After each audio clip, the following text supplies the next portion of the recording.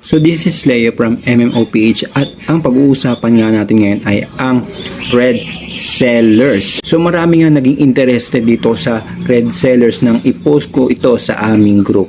Pero ano nga ba ang red sellers? So si red sellers ay isang affiliate marketing program ng isang company na Red Doors. Pero ano nga ba ang Red Doors?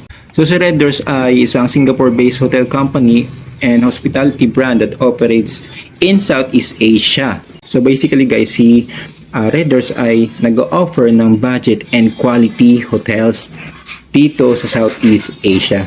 October 2015 nga nang unang buksan ang unang property ng Red Doors sa Jakarta. At eventually nag-expand to sa Southeast Asia at ngayon ng July 2018 nang dumating ito na sa Pilipinas. So balik tayo sa Red Sellers. Paano gumagana ang affiliate program ni Red Sellers? The good thing about Red Sellers ay wala kang ilalabas na puhunan. So pag naging Red Sellers ka, magkakaroon ka ng portal kung saan may kita mo yung commission mo at yung paraan ng services na pwede mong i-offer, at meron ding sales support. So magkano ang kinikita? Yan ang malaking tanong, no? So kumikita dito sa Red Sellers or nag-offer sila ng 10% commission sa bawat successful booking. Punta naman tayo sa requirements. So guys, napakadali lang ng requirements ni Red Sellers. So kailangan mo lang ng smartphone with mobile data, may wifi, registration link na shared from corp sales. So dito kasi guys, hindi ka pwedeng direktang mag-apply as red seller. So kailangan mong makahanap ng tao na nag-o-offer or parang party ng red sellers na nag-o-offer ng affiliate program na ito. Gaya ng nangyari sa akin, no?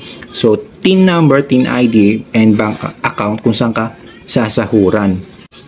So gaya ng nabanggit ko guys kanina, magkakaroon nga kayo ng red sellers portal kung saan pwede kayong mag-book ng clients, hotel, at kung saan may kita mo rin ng commission mo. Parang ito po yan. So ito po yung saktong portal na gagamit. Okay, so paano nga ba sumali dito kay Red Sellers since it's free?